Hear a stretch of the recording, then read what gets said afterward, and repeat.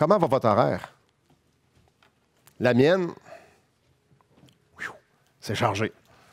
C'est assez chargé, même j'ai réussi à me booker des fois. Ça arrive assez régulièrement, je me book 2 rendez-vous en même temps. Des fois, c'est des choses assez importantes, du genre enregistrer des émissions et en même temps partir en voyage. En même temps. Puis je dis, ah oui, oui, oui! C'est dur tout de gérer. Juste gérer mon horaire. Élise est vraiment mieux à moi. Même, j'ai même un petit téléphone qui m'aide. Puis même avec toutes ces aides-là, je réussis à faire des erreurs dans ma gestion d'horaire. Et quand je regarde à tout ce qui se passe dans ma vie, je me dis, coudonc, c'est difficile parce que là, je me concentre sur mes enfants.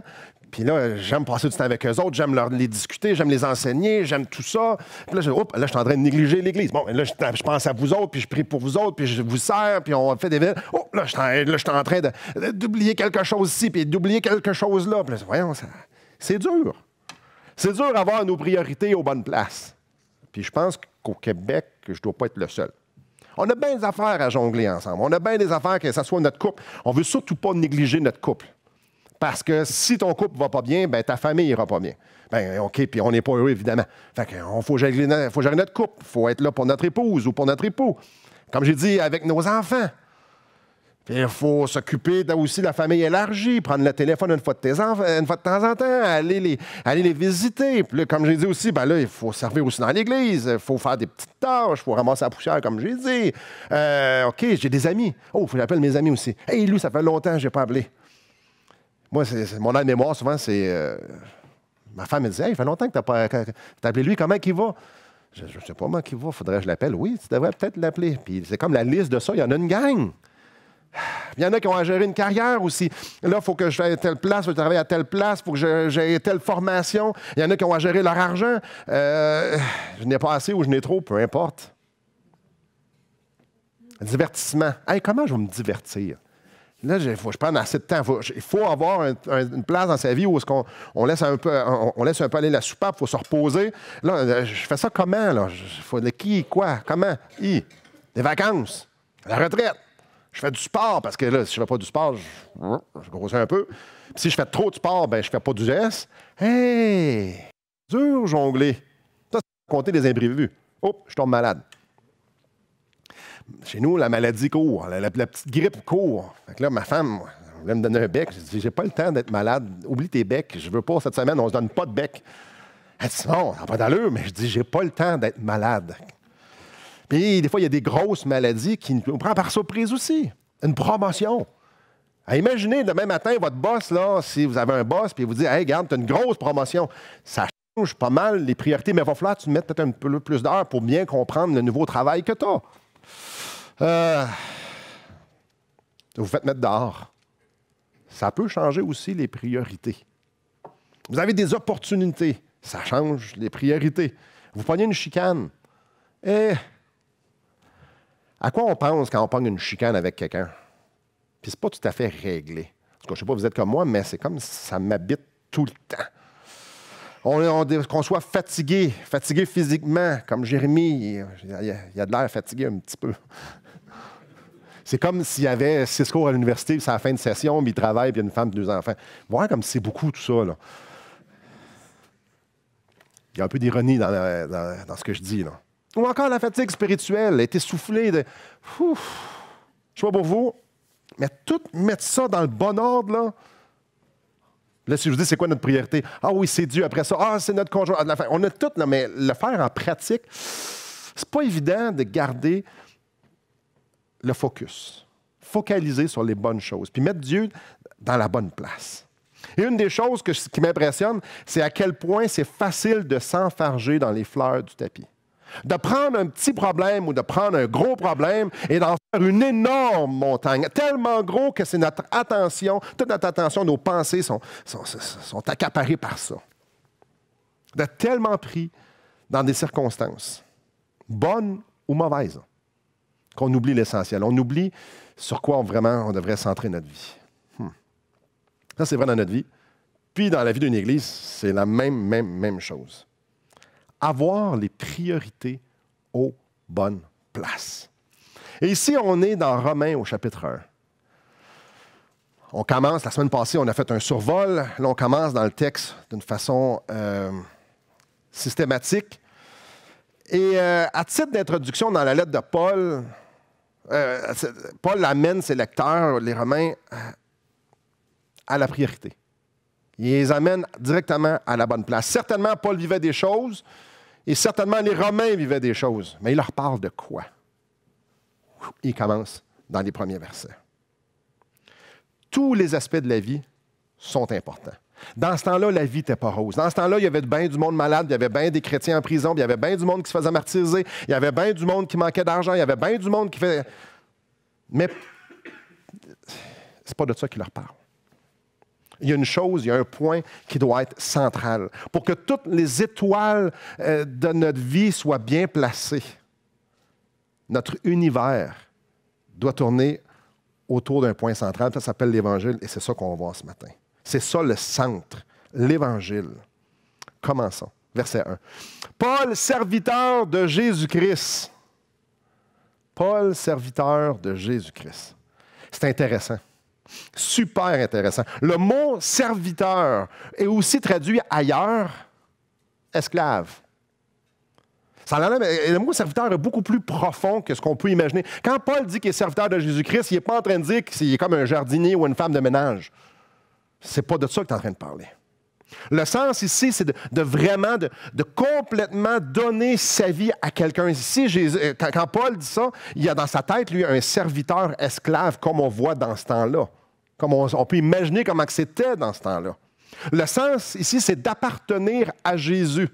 Jésus, il se présente, pas Jésus, Paul se présente comme appartenant à Jésus.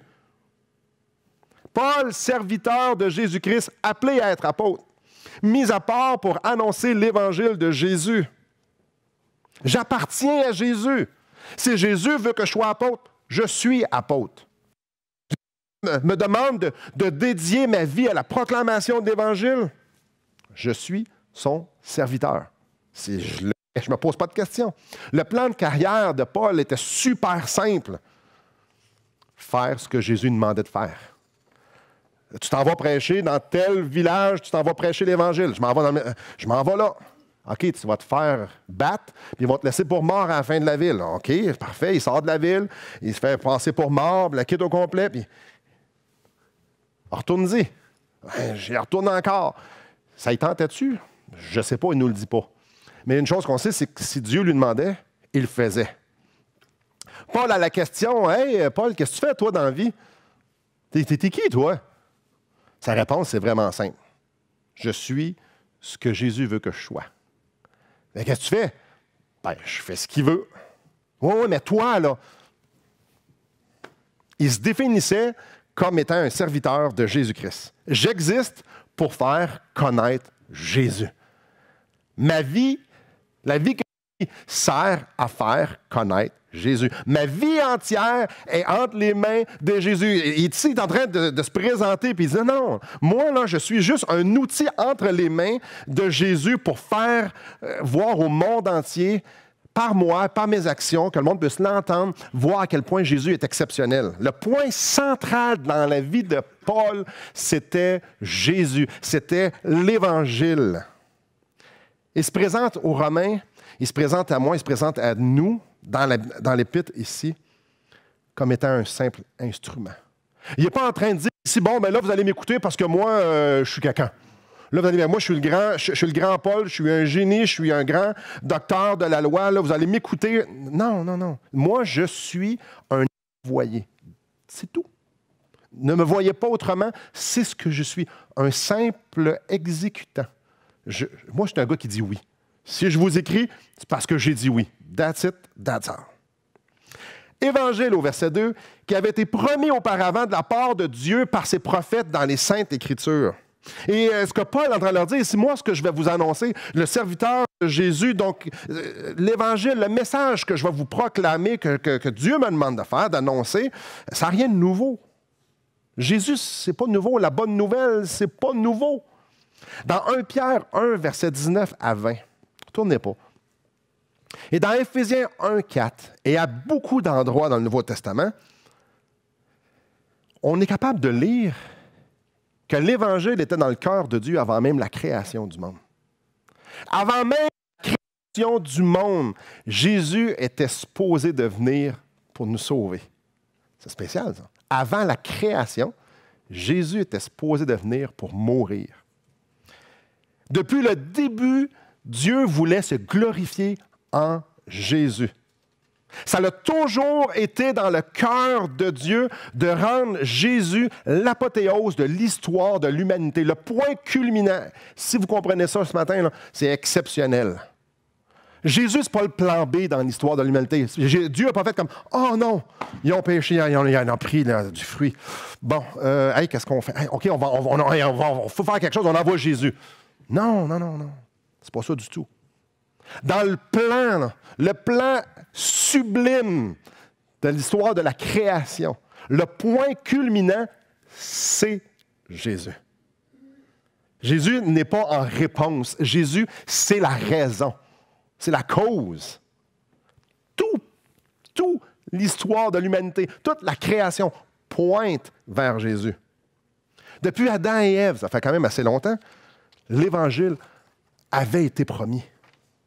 Depuis le début, il y avait une solution au péché. C'était déjà planifié. Avant que le péché, la solution existait déjà. Parce que c'était la solution, le plan initial. Ça nous parle ici que l'Évangile qui avait été promis auparavant de la part de Dieu par ses prophètes dans les Saintes Écritures. Dieu a toujours annoncé la bonne nouvelle. Ça nous parle dans Acte 3 que Moïse est un prophète. Moïse annonçait la bonne nouvelle. Moïse parlait d'un sauveur, parlait de ce royaume exceptionnel. David, ça nous dit aussi dans Acte 2, qui était également prophète. Puis évidemment, les prophètes au complet en parlent. Les grands, les petits prophètes, Ésaïe, Ézéchiel, j'aurais pu passer beaucoup de temps juste à parler de ça. En fait, je pourrais plus dire que l'entièreté de l'Ancien Testament pointe dans une direction. Jésus et son Évangile. Là, oui, mais Simon, quand il monte le temple, là, puis il faut prendre le bouton de telle couleur, puis le fil de telle couleur, tu ne peux pas me dire que voyons donc, ça n'a pas d'allure, ça pointe vers Jésus. Au contraire, chaque détail pointe vers Jésus. Oh, oui, mais les histoires de fous, là, qu'il faut mettre du sang sur les linteaux, puis tout ça, là, ça n'a pas d'allure. Non, ça pointe vers Jésus. Sortez-moi n'importe quelle histoire, ça va me faire plaisir de vous dire comment qu'elle pointe à Jésus. Tout dans l'Ancien Testament pointe vers Jésus. Comme j'ai dit, ce n'était pas le plan B. Pas du tout. Allez voir verset 3. Paul amène ses lecteurs à fixer une vérité exceptionnelle. Il concerne son fils, cet évangile-là concerne son fils né de la postérité de David selon la chair. Il concerne son fils né de la postérité de David selon la chair. Jésus, c'est le créateur de tout, vous savez ça. Il est venu sur la terre en tant qu'homme. Quand ça nous parle selon la chair, ça nous parle avec toutes les limitations qu'un homme peut avoir. Vous avez dormi cette nuit, peut-être plus, certains plus que d'autres. Mais nous avons dormi parce que nous étions fatigués. Et probablement que cette semaine, à quelque part, vous risquez de manger aussi. Parce qu'on a besoin de manger. On n'est pas autosuffisant. Et probablement que vous avez déjà souffert. On se cogne la main, ça risque de faire mal. Peut-être plus fort que ça risque de faire mal. Il y a des limitations à être un homme. Et Jésus est venu dans un corps pour subir ces limitations-là. Le Dieu de toute éternité, puis ça, pour moi, ça m'éblouit tellement, est venu en prison dans notre corps. L'univers des milliards de kilomètres, lui, c'est le Créateur. Il est à l'extérieur de ça. Il est plus grand que ça. Il est infiniment plus grand que ça. Et lui il s'est restreint pour venir dans un corps avec des limitations. C'est quelque chose. Ça nous parle qu'il est né de la postérité de David. Il avait été promis à David que dans sa lignée, il y aurait un libérateur. Il y avait un libérateur qui venait venir, quelqu'un qui viendrait sauver. Ce qui est intéressant, c'est que Jésus a toujours pu gérer l'ordre de l'univers. Depuis toujours, Jésus est capable de gérer l'ordre de l'univers. C'est lui qui est capable de gérer les étoiles, le soleil et tout ça, et toutes les planètes, et tout. Il est capable de gérer ça. Il est capable de gérer les anges. Il est capable de gérer les poussières qui tombent à terre. Il est capable de tout gérer ça. Mais pour pouvoir nous sauver, il devait devenir un homme. Et ça, réfléchissez à ça. Ça, c'est quelque chose qu'il ne pouvait pas faire sans devenir un homme. Il devait devenir un homme. Jésus est venu sur la terre, il a acquis un nouveau titre. Il est devenu le libérateur qui était promis à David. Quand il est venu sur la terre, il est devenu un sauveur, ce qui n'était pas avant. Il n'était pas ça avant. Avant son incarnation, avant de venir sur la terre, il n'était pas un libérateur physique. Il a fallu qu'il le devienne. C'est une nouvelle fonction. Il n'était pas Messie avant. Il ne l'était pas, selon la chair. Par son obéissance à son Père, à la volonté de son Père. Lors de sa résurrection, le libérateur, le Messie, le sauveur qu'il était, il est aussi devenu Seigneur. Venez voir le verset 4. Déclaré Fils de Dieu avec puissance selon l'Esprit de sainteté par sa résurrection d'entre les morts, Jésus-Christ, notre Seigneur. Par la puissance, par la vie, il est devenu le Messie qui règne. Retourné au ciel. Et celui qui s'était fait chair, il avait pris avec une grande limitation, il est venu mourir sur la croix, il est venu porter nos péchés, il est venu subir notre condamnation, il est mort. Ce Messie-là, il est mort pour nos péchés, mais également ressuscité. Donc, c'est un Messie qui règne. Il est au ciel. Il règne. Il n'était pas ça avant. Avant, il régnait, mais il n'était pas un Messie qui règne. N'est-ce pas intéressant? Et un Messie, un Christ, un Sauveur, qui sont à peu près tous synonymes, ressuscité, et qui donne la vie à tous ceux qui s'approchent de lui par la foi. Ça nous parle ici d'esprit de sainteté. C'est un contraste. Au verset 3, ça nous dit qu'il est venu selon la chair, puis au verset 4, l'esprit de sainteté. Selon l'esprit de sainteté, selon une nouvelle ère, un monde spirituel, une vie spirituelle. Une nouvelle ère, avant et après. Il est devenu comme nous, pour pouvoir nous venir en aide. Il a été élevé en puissance et en sainteté pour nous donner la vie et pour régner. Et ça, je souligne régner.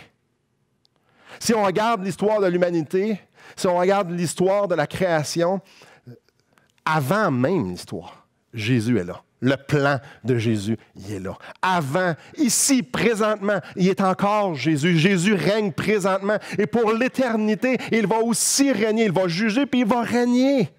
Jésus, c'est vraiment le centre de l'histoire. Jésus, c'est le centre de tout. Je reviens à la fin du verset 4. Jésus-Christ, notre Seigneur. Jésus, une personne, Christ, un sauveur, et le Seigneur. C'est quand même intéressant ici à soulever. Jésus-Christ, ça parle de son nom, puis ça parle de qu'est-ce qu'il est. Et Seigneur, ça parle aussi de ce qu'il fait. Ça nous dit ici que par lui, nous avons reçu la grâce et l'apostolat. Apôtre. C'est quoi ça, un apôtre? Un apôtre, c'est un envoyé, quelqu'un qui est mandaté. Si je dis à Josué, tu pourrais-tu aller dire à Mme Tartampion là-bas de lui dire de mettre les bines sur le feu? Bien, je le mandate à envoyer un message de ma part. Apôtre, Paul a été mandaté, pas pour des bines, pour annoncer un message glorieux. Jésus a donné un mandat, il a envoyé avec un message Paul. Emmenez en son nom à l'obéissance de la foi tous les païens, parmi lesquels vous êtes aussi vous qui avez été appelés par Jésus-Christ. C'était ça le message qu'il devait prêcher. Quand il dit « je suis serviteur », c'est ça qu'il faut que je fasse. C'est ça sa vie. Amenez en son nom à l'obéissance de la foi tous les païens. Et je ne sais pas pour vous, obéissance de la foi. Moi, je lis ça. Obéissance de la foi. Obéissance de la foi. Obéissance de la foi. Oui, oui, on le sait, là, on sait c'est quoi obéissance de la foi. Quand tu réfléchis un instant, quand tu te mets à méditer à ça, pour obéir,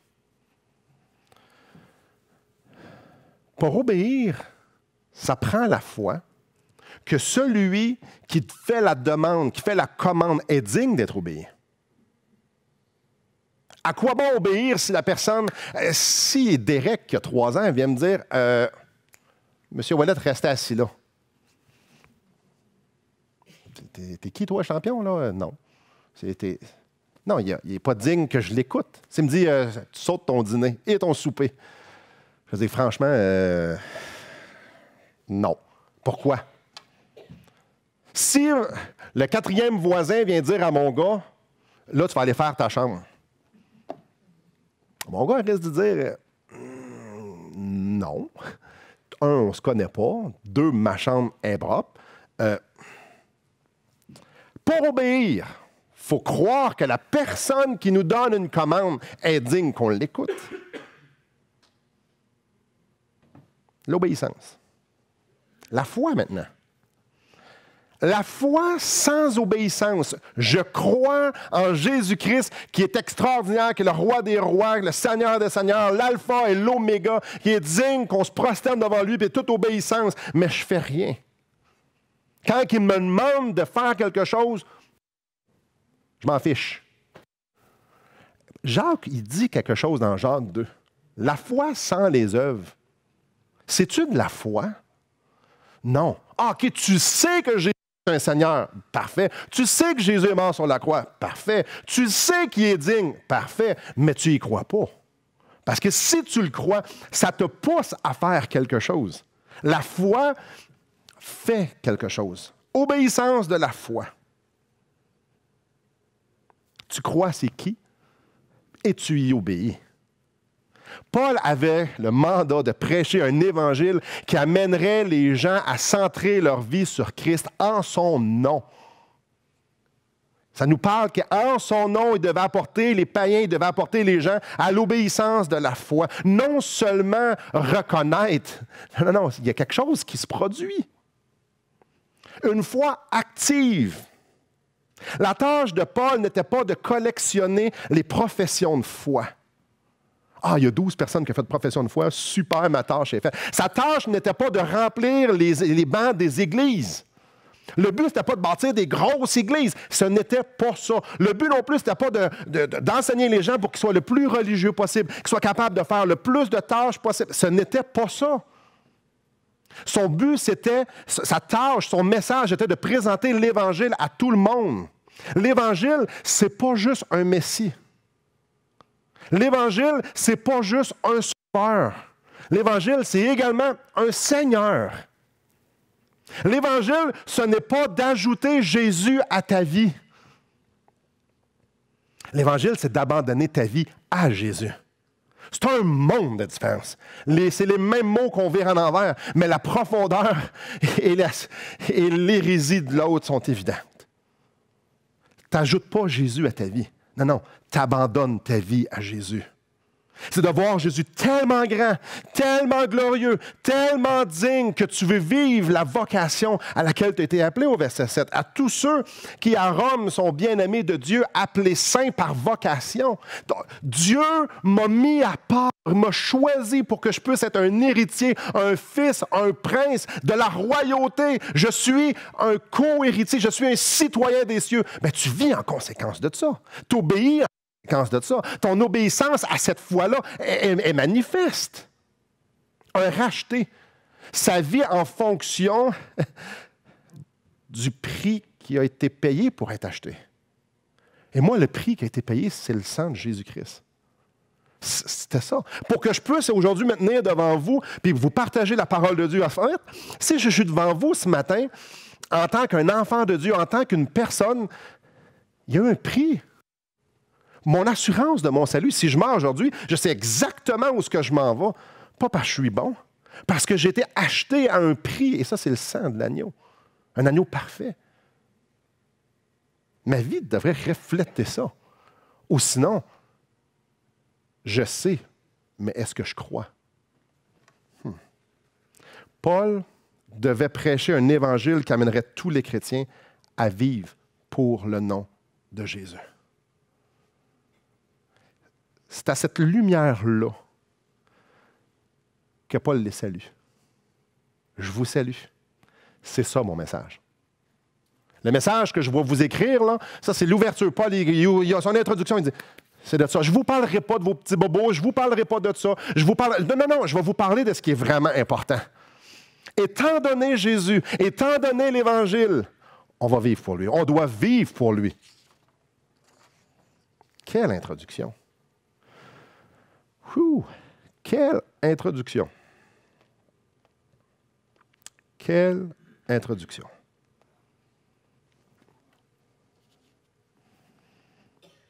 Pour bien du monde, la vie, c'est une routine. Je ne suis pas en train de dire qu'une certaine routine, ce n'est pas bon. Mais pour beaucoup de gens, la vie, c'est une routine. C'est essayer de jongler avec les différentes choses qu'on a, différentes sphères, plein de sphères, plein. Il y en a qui sont pas mal bons, pas mal. Pour beaucoup de gens, leur vie, c'est d'essayer d'être partout en même temps.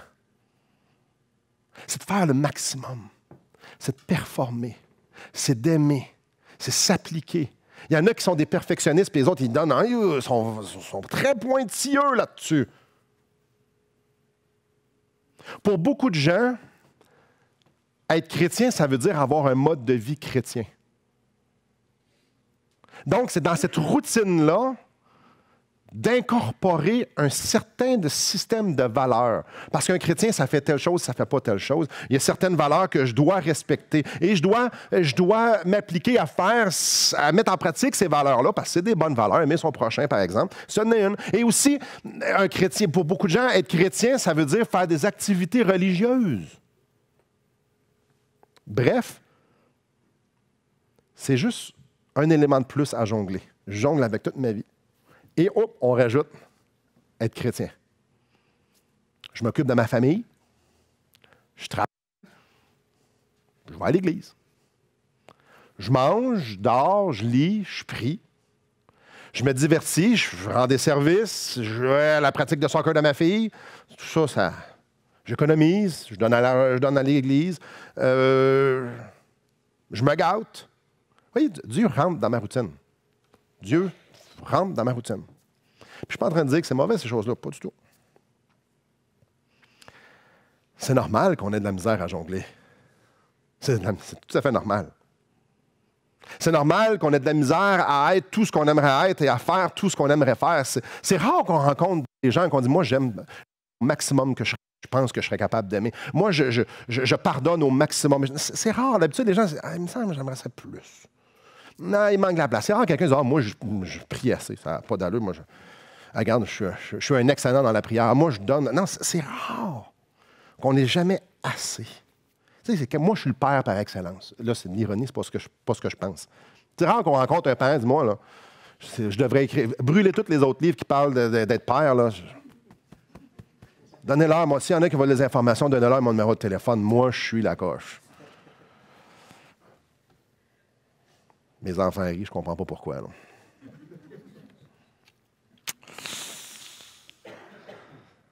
Non, c'est dur parce que quand on réalise un peu, maintenant, j'échappe souvent des balles quand je jongle.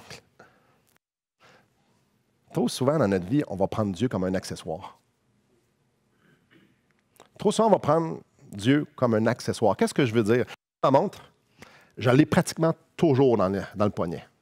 Et ma femme m'a offert cette belle montre-là à Noël il y a 2 ans. Je l'aime beaucoup. Elle me rend service. Elle me donne l'heure. C'est avec cette montre-là que la plupart du temps, je suis pas en retard. C'est avec cette montre-là que je vais savoir quelle date. Je peux même vous chronométrer si vous décidez de courir. Je peux faire plein d'affaires avec ma montre. En plus, c'est un accessoire de mode, je la trouve pas mal belle. Mais quand je fais la vaisselle, je l'enlève. Quand je prends ma douche, je l'enlève. Pas parce que l'heure, c'est pas important. C'est parce que si je fais la vaisselle, je me concentre sur la vaisselle. Quand je prends ma douche, ben, elle va à l'eau, ma montre. Là. Mais il n'y a pas vraiment besoin dans ma douche, puis c'est mieux de même. T'sais, dans ma douche, j'aime mieux être sans montre. Quand je fais de la rénovation, quand j'ai fait de la rénovation ici, Je n'avais pas ma montre. Parce qu'elle n'était pas vraiment utile, puis je voulais faire attention, puis l'heure, c'était pas important, ça commençait de bonne heure, puis ça finissait tard, c'est tout ce que je savais. C'est facile d'enlever un accessoire. Dormez-vous avec vos souliers? Non. Non, pas du tout. Quoique c'est très utile, les souliers. Quand vous avez besoin de souliers, allez marcher dans la petite garnotte, là. Moi, je veux des souliers. Mais, sur mon tapis chez nous, c'est confortable, je n'ai pas besoin de souliers. Votre frigidaire, c'est important? Présentement, combien d'entre vous pensiez à votre frigidaire avant que je dise le mot frigidaire? Mais je suis pas mal certain qu'à quelque part cette semaine, il y a quelqu'un qui va penser à son frigidaire. De peut-être ouvrir la porte pour voir ce qu'il y a à l'intérieur, pour pouvoir cuisiner. Ouvrez-le cette semaine, parce que la semaine prochaine, ça va sentir mauvais. Même si on n'y pense pas, on sait que notre frigidaire fonctionne, puis que c'est correct, tout est sous contrôle. Hein? On n'a pas besoin d'y penser, mais il fait la job. Trop souvent, on prend Dieu comme un accessoire. Quand on a besoin, on rouvre les portes. On met la montre, on met nos souliers. Si je n'ai pas besoin, je n'ai pas besoin. Je n'ai pas besoin. Et c'est là, je n'ai pas besoin d'y penser. Y a-t-il quelqu'un qui vit pour son frigidaire? Il n'y a personne qui vit pour son frigidaire, mais pourtant, ça fait partie de tous. Ça fait partie de nos vies. L'heure fait partie de nos vies. On prend Dieu comme un accessoire. Quand je n'ai besoin, je l'amène dans ma vie. Oh, mes enfants sont malades. Oh, j'ai besoin d'argent. Oh, ah, là, ça va super bien. Je suis heureux. J'ai envie de dire merci. Je l'amène dans ma vie. L'introduction de Paul met la table pour le reste de la lettre. L'introduction de Paul, c'est l'introduction, c'est en résumé ce que devrait être ma vie. Ce dont quoi ma vie devrait tourner autour. Qu'est-ce qu'on vient de voir? Les problèmes des Romains? Les problèmes de Paul? Non, la seule chose qui avait de l'importance au cœur de Paul, c'était Jésus-Christ. C'est tout. C'est tout. Notre vie n'a rien à voir avec nous. Je suis à Jésus-Christ. Je suis son serviteur. Je suis son esclave. Il est mort pour me racheter. Il est mort pour te racheter. Nous lui appartenons. Ma tondeuse, elle va dans la direction, j'ai dit, au fait que je la pousse. Je suis un outil. Paul se présente comme un outil entre les mains de son maître. Sa vie n'était pas pour lui, était pour son maître. En me sauvant, Dieu, Jésus-Christ, voulait que je lui obéisse par la foi, que je marche par la foi. Il voulait que j'avance en obéissant en son nom puis pour son nom. Le gros problème, c'est que trop souvent, on pense que notre vie, c'est pour nous, que c'est mon temps, que c'est mes ressources, que c'est ma carrière, que c'est ma femme, que c'est mes enfants, que c'est ma maison, que c'est mon auto, que c'est mes droits, que c'est ma retraite, mes vacances. Puis ça, c'est pas mauvais. J'ai tout nommé des affaires qui étaient bonnes. C'est à moi. C'est à moi. C'est mon temps.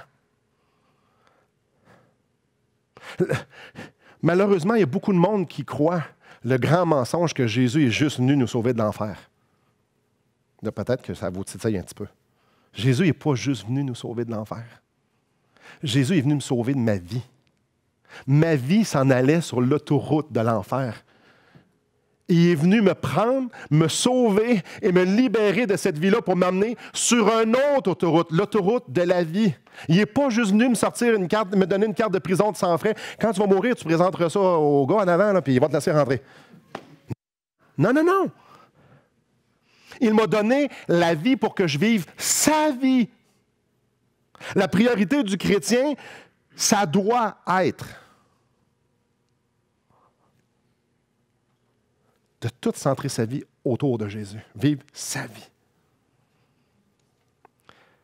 Orchestrer notre vie, nos activités, pour la gloire de son nom. Pour que celui qui est mort pour moi, celui qui m'a donné ma vie, puisse bénéficier de ma vie, le souffle que vous venez de prendre. Avez-vous travaillé pour? Non. Le souffle que vous venez encore de reprendre. Ne retenez pas votre respire. Il a été acheté. Puis celui que vous allez prendre là, lui aussi est acheté. Qui devrait bénéficier de ce souffle-là? Le propriétaire, n'est-ce pas? Celui qui a payé ce souffle-là. C'est lui qui devrait être le bénéficiaire de notre vie. Venez avec moi dans Romains chapitre 12. J'avance, là.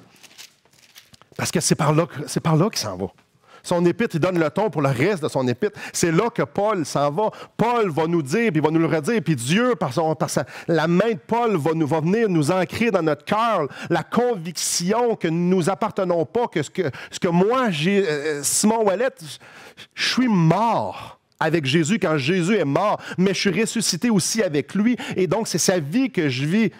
Et c'est pour ça qu'il va arriver au chapitre 12, puis il va nous dire, je vous exhorte donc, frère, c'est la place transitoire de...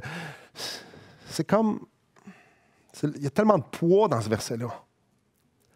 Étant donné votre salut, je vous exhorte donc, frères, par les compassions de Dieu, à offrir votre corps comme un sacrifice vivant, saint, agréable à Dieu, ce qui sera de votre part un culte raisonnable. Ma préoccupation première dans ma vie devrait être, est-ce que je présente bien mon Seigneur et mon Sauveur? Est-ce que les gens, c'est ce qu'ils voient et qu'ils entendent quand ils me voient? Ma préoccupation devrait être, est-ce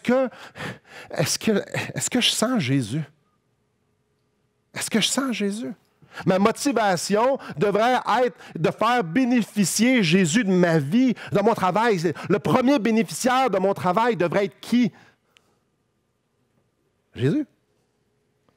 Le premier bénéficiaire de mes amis devrait être Jésus, de mon argent, de mon temps, ça devrait être Jésus.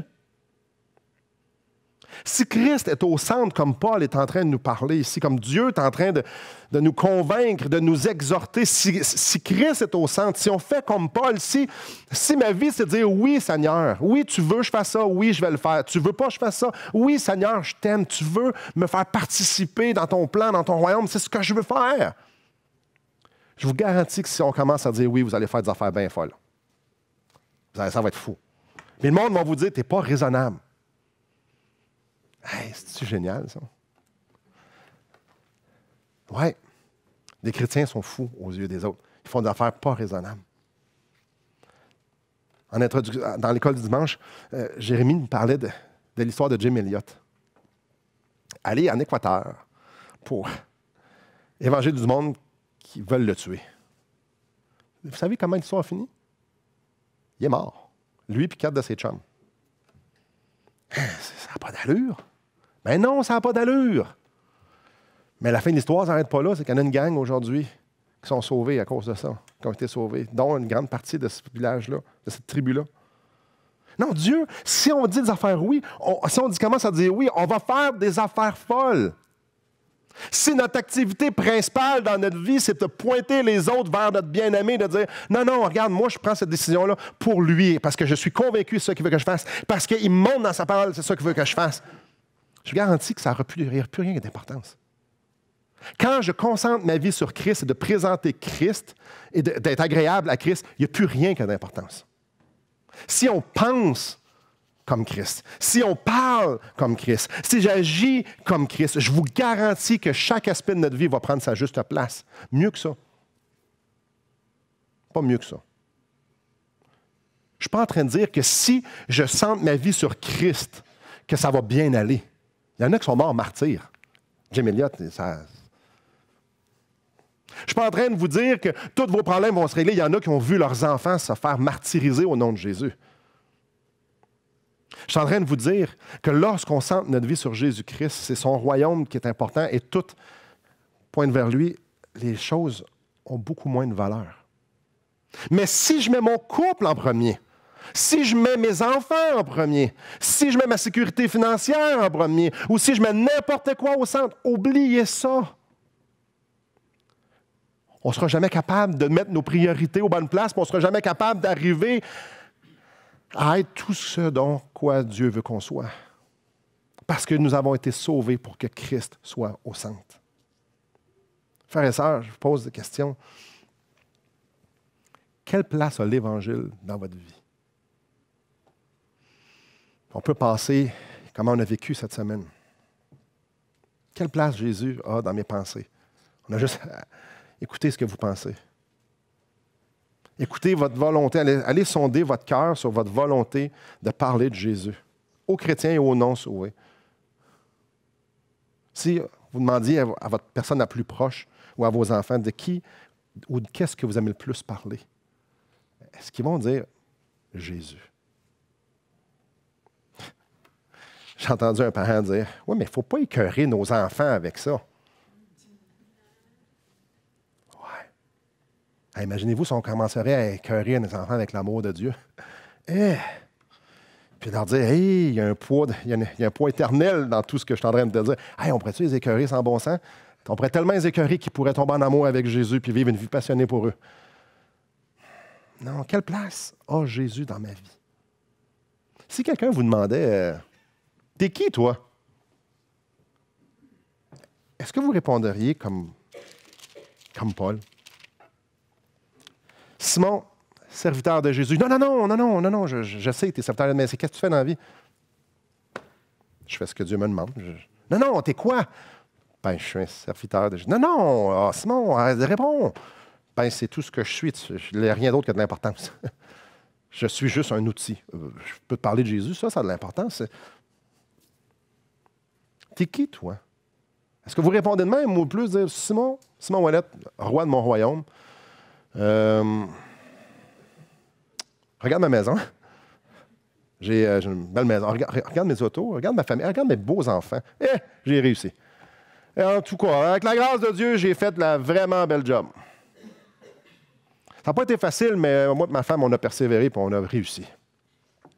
Regarde mon royaume. Regarde mon royaume. Je peux prendre ma retraite à 55 ans, ce qui n'est pas vrai.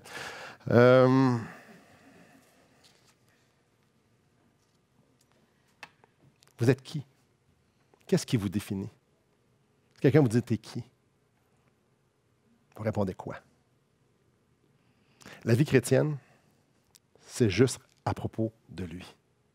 Paul avait compris ça. Moi, je ne suis pas grand-chose. Je vais te présenter c'est qui. Paul salue les Romains en pointant Christ du début à la fin. L'évangile qu'il prêchait, l'évangile de Jésus, a pour but de rassembler tous les chrétiens sous la bannière de Christ pour que tous les chrétiens puissent vivre la vie de Christ. Son but, le but de Dieu dans le Nouveau Testament, le but de Dieu dans l'Ancien Testament, le but de Dieu dans l'histoire de l'humanité, c'est de rassembler les enfants sous la bannière de Christ pour que tous, chacun, puisse obéir à ce que Christ veut dans chacune de nos vies. Pour que chacun d'entre nous puisse rayonner la vie qu'il nous a sauvés, pour qu'on puisse avoir. En conclusion, j'aimerais nous encourager. J'ai essayé ça cette semaine, c'est pas facile. Je vous dis en partant. Si vous dites, oui, dis-le. Non, c'est pas facile. J'aimerais vous encourager, j'aimerais qu'on s'encourage à offrir notre vie en sacrifice. Simon, en 1984, je l'ai fait. C'est fait, ça. Non. Moi, je mange à tous les jours, même si j'ai mangé en 84. J'ai autant besoin de nourriture aujourd'hui, je n'avais besoin en 84, donc j'ai besoin un peu plus aujourd'hui. Offrir sa vie en sacrifice. Hier, j'avais des idées dans ma tête que j'ai pensées. Ça, c'est une belle histoire. Mais ces pensées-là n'honorent pas Dieu. J'ai deux choix. Nourrir ces pensées-là, nourrir ma chair, mon royaume, c'est bon, ça fait du bien. Mais ça n'honore pas Dieu pantoute. Jésus ne m'a pas sauvé pour que j'aie ces pensées-là. Et ces pensées-là, s'ils sortent en mots, c'est pas beau. Mais moi, j'aime ça. Quand je parle de s'offrir en sacrifice, c'est de dire, je décide de ne pas penser à ça. Je ne veux pas penser à ça. Je vais t'offrir ces pensées-là, mon droit de gérer mes pensées. Seigneur, je l'abdique, je le laisse. C'est à toi, je vais penser à d'autres choses. Je vais penser à quel point tu es extraordinaire, à quel point tu aimes les autres, à quel point tu m'aimes, à quel point tu... S'offrir en sacrifice. Circonstance par circonstance. Minute par minute. Seigneur, j'ai de la misère quand telle ou telle chose, au travail, avec mon conjoint, avec mon argent, je décide de fixer mes yeux sur toi. Je t'offre en sacrifice cette volonté-là propre que j'ai de me plaindre ou bien non de vouloir absolument le voyage que mes voisins y ont, puis ça a l'air tellement... Peu importe ce que c'est. C'est de donner un sacrifice au Seigneur notre volonté de prendre nos regards puis de les fixer sur lui. Et de mettre ma vie dans sa juste perspective. Seigneur, si je suis de même aujourd'hui, c'est parce que tu le veux. Je me soumets à ça, je regarde vers toi, je pense à toi, je me remémore à quel point tu es bon. Quand les bergers sont apparus à Marie puis ont dit des choses extraordinaires, avez-vous déjà remarqué que ça nous dit dans Luc? Et elle repassait ça en son cœur. C'est ça que je veux passer dans ma tête. Offrir un sacrifice, obéissance par obéissance. Je ne veux pas y pardonner. Non. OK, là, j'y pardonne. C'est correct. Oui, il est mort pour lui autant que pour moi. Oui, mais il m'a fait mal. Non, c'est correct. Il m'a brûlé. Non, c'est correct, Seigneur. Il est mort, tu es mort pour lui autant que pour moi. 10 minutes plus tard, oui, non, Seigneur. Tu n'as pas versé une goutte de sang pour lui plus que pour moi. Prendre ce sacrifice, prendre notre volonté et de la briser et de la soumettre et de la présenter à Christ et de dire, c'est ta vie. Je suis ton serviteur et ton serviteur n'aura pas de pensée comme ça. Choix par choix. Est-ce que ce que je regarde, j'entends, la façon que j'investis mon argent, tout ça, est-ce que ça représente bien la valeur de Christ? J'aimerais vous encourager d'une façon consciente et encore répétitive. Ça peut être 8000 fois par jour à remettre Christ au centre. Encore et encore. Apporter notre vie à l'obéissance de la foi. Je crois que tu es digne que je t'obéisse. Et je veux t'obéir. Et c'est écrit au verset 5. En son nom. Ou par son nom. Pour son nom. Frères et sœurs, nous avons été sauvés pour une vie excessivement riche. Et je nous invite à plonger dans cet océan-là, océan d'amour. Prions. Seigneur, qu'est-ce que ma vie sans toi? Un tas de péchés, de ténèbres.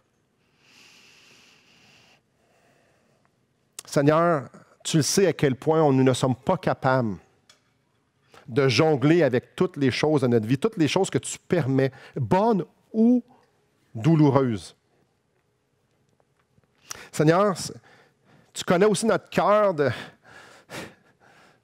notre grand désir de vouloir se bâtir un grand royaume et de le protéger, aussi spirituel qu'il peut avoir de l'air.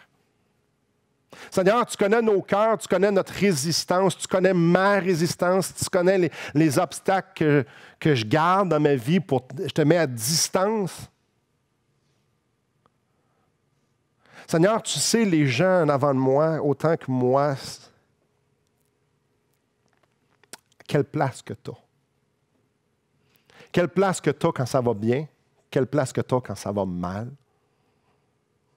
Et Seigneur, ce qu'on lit dans ta parole, ce que ton Esprit Saint nous dit, ce qu'on peut même voir de nos yeux, c'est que tu es tellement grand, tellement exceptionnel, tellement amoureux de nous, que tu es tellement gracieux et miséricordieux. Seigneur, ton amour nous presse à venir en ta présence. Ton amour nous presse à venir se blottir dans tes bras et abandonner nos vies. Ton amour nous presse, Seigneur Jésus, à abandonner nos vies pour pouvoir déguster chaque once des richesses que tu nous offres dans ta vie. Et ma prière, c'est que tu me rappelles à moi, à nous, encore et encore la valeur de ton Fils, que tu viennes, Seigneur Dieu, nous faire plonger là-dedans, me saturer. Je veux me noyer dans la grâce de Jésus-Christ, dans sa miséricorde. Et Seigneur, je veux que tu me rappelles à quel point il est digne que je lui donne ma vie. Pas de façon générale, dans mes paroles, par mes pensées. Ah, Père, Christ est mort pour me donner la vie. Et c'est ça que je veux vivre. Amène-nous là. Pour ta gloire. Amen.